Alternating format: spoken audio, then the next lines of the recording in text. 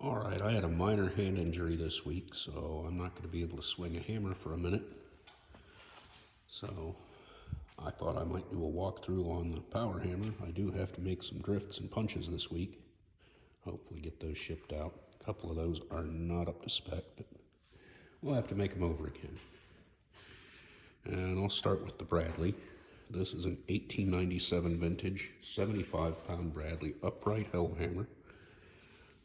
It has finger guides that are very stout. This machine is built like a tank. It has been thoroughly rebuilt back in 1995.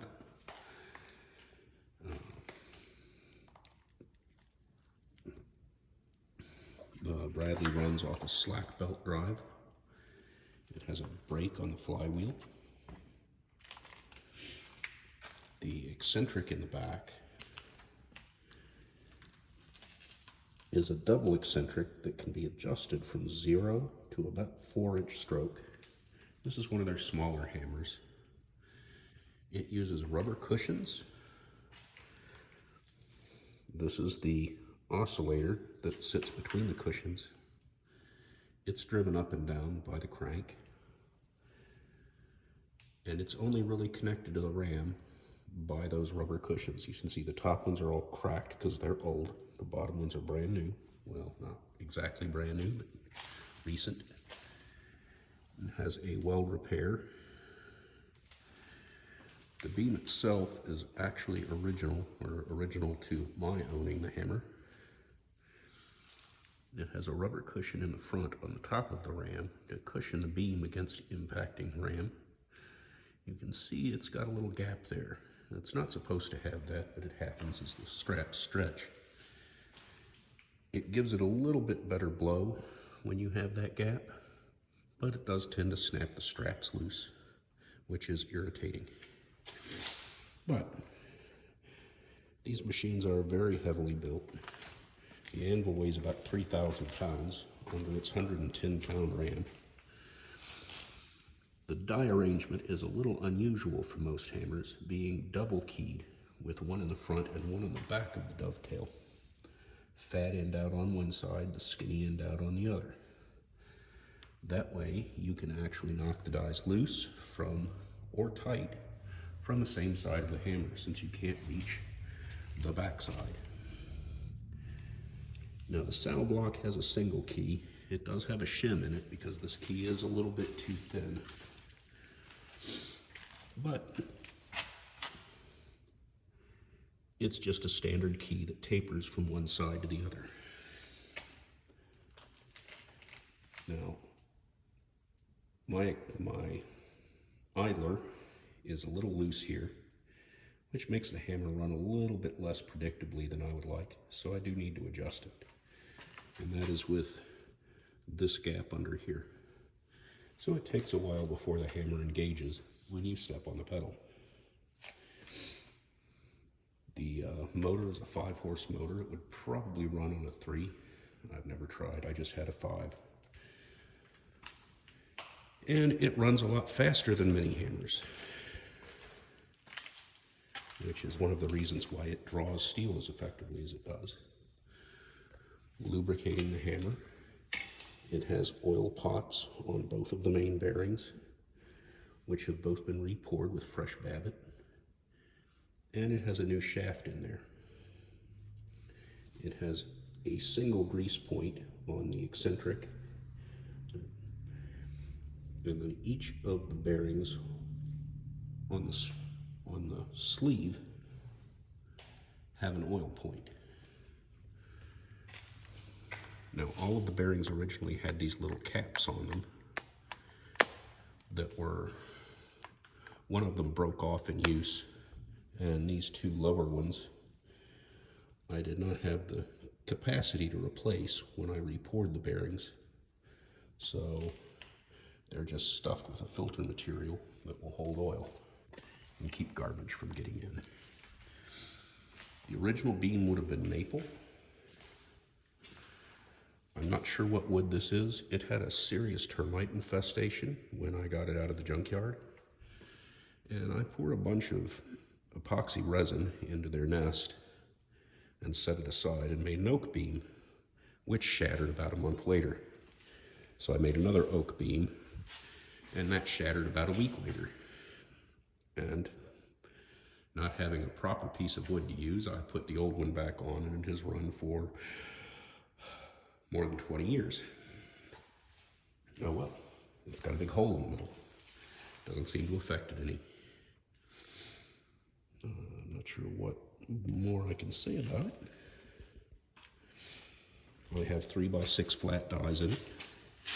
The biggest limitation of the Bradley is that the rubber gives it a very short period of a stroke, which means it doesn't have the flexibility of some hammers. So this one will go from die to die to about 2.5, 3 inches without really stalling. If I need to go higher than that, I can adjust the die gap to all over 8 inches. But that involves a lot of messing with the split sleeve back here, which gets aggravating quick, which is one of the reasons I got a bigger hammer. Now, it does run a little different from like a Little Giant or an air hammer. Its stroke is very different. But it is predictable, it's easy to use, and it is one of the fastest running hammers of its weight that I've ever seen. And an odd thing about this hammer is it has components from a 100-pound hammer, a 50-pound hammer, and a 75-pound hammer, which apparently was common back when factories had many, many of these hammers, and parts would just get swapped back and forth. I'm not sure exactly all of the interchangeability rules on them, but apparently that was a fairly common thing. I've talked to a lot of people who had way oversized rams on their hammers. The Bradley company made 4 different patterns of hammers. This is the actual helve hammer. The strap hammers would be more or less the same, except this little piece of the casting would be cut out as a place for a screw to push against, and an arch would go over the ram, stretching a strap like a bow. That would give the hammer a longer stroke and more flexibility, especially when working thin material, which is one of the things that's really annoying on this hammer. But if you want to draw long, skinny tapers, such as these pieces that are drawn out of 3/4 inch round in a single heat,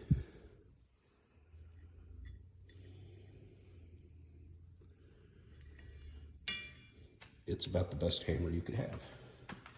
I do kick myself for not getting a bigger one when I had the opportunity, but it is what it is.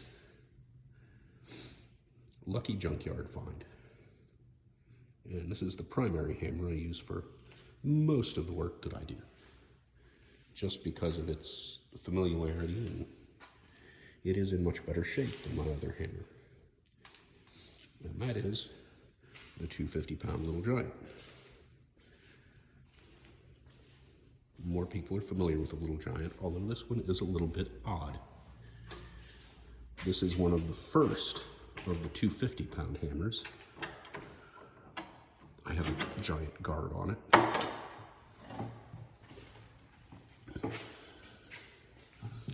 The spring is a full turn shorter than the factory spec, although it is a different diameter and a different length by about 1 inch. I don't think that's wear, I think that's just a different spring, because it is one of the earliest hammers built. This is, I think, number 5. It's serial number 205, and it was shipped in 1919. I have done very little work to rebuild this machine, so it runs a little bit rough. It has had a hard life. One of the great advantages of it, though, and the selling point, was that I can put a 12-inch piece, 12-inch stack of tools and material between the dies, and it will hit it. And on the next blow, it will hit die to die. It also has a tremendous amount more power than the Bradley. You can see I do have a brake on it. It does not have the typical Little Giant stroke adjustment,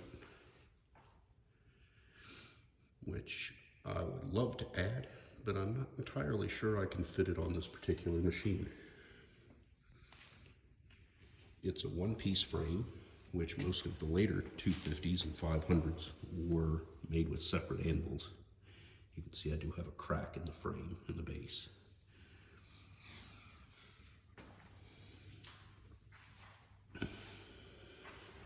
Little Giants run with a cone clutch, which is actually a much more predictable way to control the stroke of the hammer. It requires a lot less fiddling to make it work right. In this particular hammer, one of its odd features is that the clutch is controlled through the foot pedal. The shaft runs through the frame, and there is an arm inside the frame that controls a rod that runs up to the clutch. Now, that arm just slips on that shaft, being as old as it is, and adjusting it requires turning the hammer over on its side, which is not something I really am inclined to do. So I added a secondary clutch control on the outside that is more similar to what you would see on a normal, smaller Little Giant. I think you can see how I've added the guard here. The important thing with the Little Giant is to put a guard over that spring. I've heard a lot of people conjecture that the spring is dangerous when it breaks. I've been around many, many Little Giants that broke the springs. The springs are not very exciting when they break. What's exciting is when an arm breaks and the spring comes out of the hammer, which is what I really want to stop. So I have this big plywood at the moment, but I will replace it with steel eventually, guard that covers the spring. On many of these older hammers, they have a solid arm and an adjustable arm. Now this weird machine has T-bolts, like the very, very oldest hammers, that go into a slot and turn inside a pocket in the ram. You might be able to see that, might not. What this does, effectively, is it gives you a chance to adjust the tension on the spring, but by having one adjustable and one not adjustable, you throw your triangle out of alignment because you want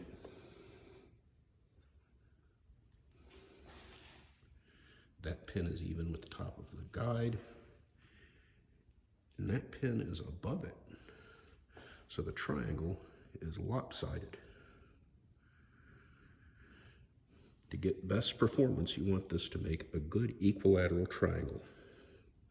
That gives you an even stroke and gives you less hesitation in your hammer. I am going to make new arms for it so they end up even, but like many things on this machine, it is for a future day. Now I do like, it has a double V guide. It is not an easy thing to adjust properly because they do not have any screw adjustments, and the castings are not the best. So over its 100+ year use, it has beaten the castings up pretty bad. The guides were one of the weak points on this particular machine, but I think with a little bit of engineering, they could be made a lot better. This is these two 2-inch bars added as reinforcement to keep those guides in place. When I got this hammer, it had a 3 horsepower gear motor driving it, which ran it a little bit slow. Now I have added a 7.5 horse motor, which is a proper motor for it. You can see it is a center drive, which is really inconvenient. Now, converting these from center to rear drive, you simply replace the shaft, which on a 25 or a 50-pound hammer is not a big deal. It does, however, present a problem on a hammer this size, where the shaft is 3¼ inch diameter, and that whole assembly is over 1,000 pounds. And as I pull back, you will see my overhead crane, my chain block hits the clutch when I pull it over the hammer. So I don't have enough headroom to pull it off. I'm still working on that. The brake is a nice addition if you have such a hammer, to keep it up in the top if you're going to use tools with the hammer. And this one gets used with a lot of tools. It gives you a very nice single blow. And this particular hammer has a lot of power, and it's nice for those single tap kind of operations where you need to punch an impression and not make a double impression. I do not have it bolted to the floor yet.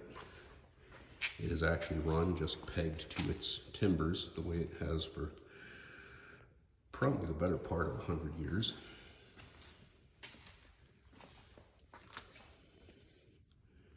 But those are my 2 power hammers. I have the makings of 2 hydraulic presses back here that one of these days I'll get around to. But the opportunity hasn't turned up. I work on them occasionally and then get sidetracked on more important things. But that's a brief walkthrough of the power hammers for today. I also have a treadle hammer, which is a tool I don't see often enough these days. You can tell it was painted with the very last of the cans of spray paint that I had, as it came out these interesting combinations of colors. Makes it look very festive. Well, that's today. I hope this helps somebody. Bye.